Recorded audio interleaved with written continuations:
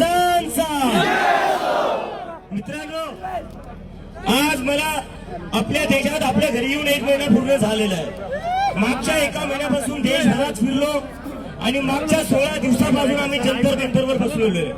कशासाठी बसलेलो आहे? कोणाचे वोट मागायला नाही बसलोय, कोणती पॉलिटिकल रॅली करायला नाही बसलोय। ज्या 20 पेक्षा जास्त मुलांनी आत्महत्या केली आहे त्या मुलांना न्याय भेटला पाहिजे याच्यासाठी बसलेलो आहे। आणि त्याच्या बदले आम्हाला काय भेटलं? महाराष्ट्राचे मुख्यमंत्री म्हणले हे लोक अराजक आहे, यांना संविधान माहिती नाही।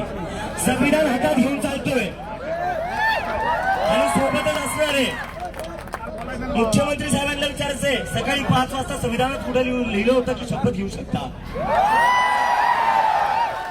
आणि भाजपचे जे प्रेसिडेंट आहे नितीन नबी, ते थोड्या दिवसाआधी बोलले की जे लोक जंतर मंतरवर आहेत ते कॉकरोच आहेत, ते व्हायरस आहेत आणि व्हायरसचा खात्मा आमचे कार्यकर्ता करतील।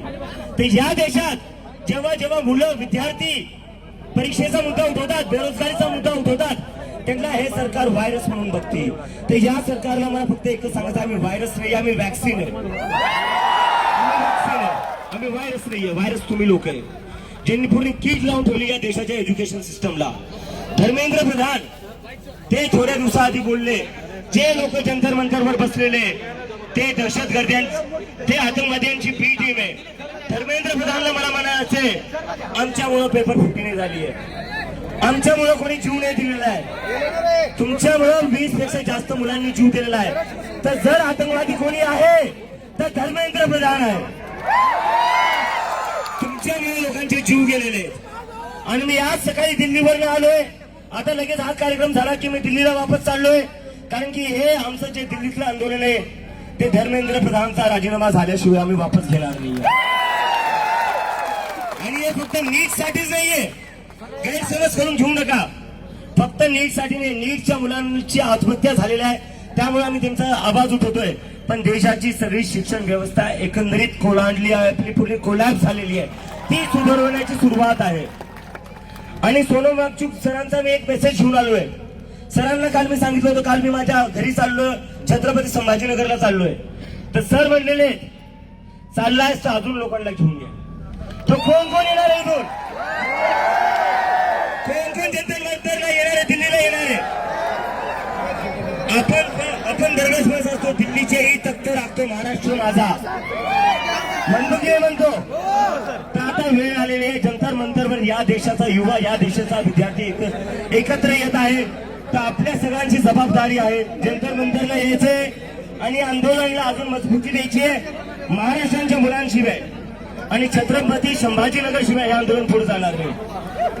तर माझी फक्त एकच विनंती आहे, सगळ्या लोकांनी इथून जितका वेळ का होत नाही तितक्या वेळेसाठी तुम्ही जंतर मंतरला यावं, तिथे थांबावं।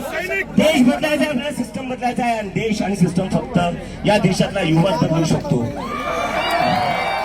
आणि आता थोडा वेळ आधी मला 1-2 दिवसापासून थोडा वेळ घेतो सर, 1 मिनिट फक्त। मागच्या काही दिवसांपासून मला एक प्रश्न सारखा विचारला जातोय की तुम्ही 16 दिवसापासून जंतर मंतरवर बसलेले एवढ्या उन्हात, सोनम वांगचुक 9 दिवसापासून उपाशी आहे, सरकार तरी ऐकायला तयार नाहीये, प्रधानमंत्री तरी ऐकायला तयार नाही, तर तुम्ही काय, यावर तुमचं काय म्हणणं आहे?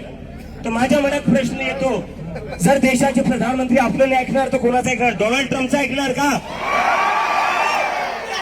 डोनाल्ड ट्रम्प म्हणतो रशियाचं तेल घेऊ नका, प्रधानमंत्री तयार होऊन जातात। डोनाल्ड ट्रम्प म्हणतो टॅरिफ शून्य करून टाका, प्रधानमंत्री तयार होऊन जातात। अरे आम्ही काय मागतोय? आम्ही फक्त धर्मेंद्र प्रधानचा राजीनामा मागतोय। जर तुम्ही रशिया युक्रेनचं युद्ध थांबवू शकतात तर पेपर फुटी का नाही थांबवू शकत तुम्ही? जर तुम्ही रशिया युक्रेनचं युद्ध थांबवू शकतात तर धर्मेंद्र प्रधान सारख्या छोट्या मंत्र्याचा राजीनामा का नाही घेऊ शकत तुम्ही? तर हे बोलून मी माझं बोलणं संपवतो आणि परत एकदा सांगा, कोण कोण जंतर मंतरला येणार आहे? नक्की आले पाहिजे मित्रांनो। छत्रपती संभाजीनगरचा मी आहे, जर तुम्ही इथून सोबत नाही आले तर आपल्या इज्जतीचा प्रश्न आहे आता। तर येसाल ना नक्की? आणि इथे जेवढे टीचर्स आहे, शिक्षक आहे, रोहित सर आहे, मी यांना इन्व्हाइट करतो, एकदा प्लीज तुम्ही सगळे जंतर मंतरला या आणि एकदा विद्यार्थ्यांसोबत उभा राहा। आणि मला खात्री आहे जेवढे इथं शिक्षक आहे, नेते आहेत, ते सगळे जंतर मंतरला नक्की येतील, कारण की विद्यार्थ्यांसोबत सगळ्यांनाच उभा राहिलं पाहिजे. आणि पेपर कुठलाही असो तो ऑफलाईनच झाला पाहिजे, ऑफलाईनच झाला पाहिजे. जर पेपर ऑफलाईन नाही झाला तर सरकारनं ऑफलाईन करून टाकू.